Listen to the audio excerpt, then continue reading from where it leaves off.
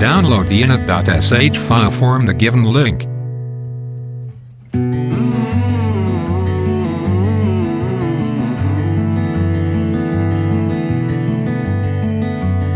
Now switch to PhoenixOs and you need S-File Explorer.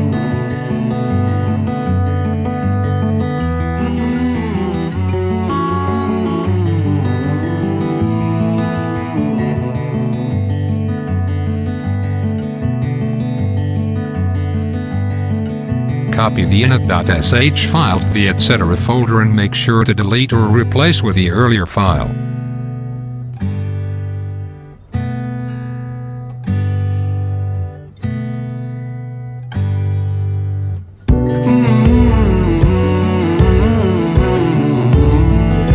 Copy the init.sh file to the etc. folder and make sure to delete or replace with the earlier file.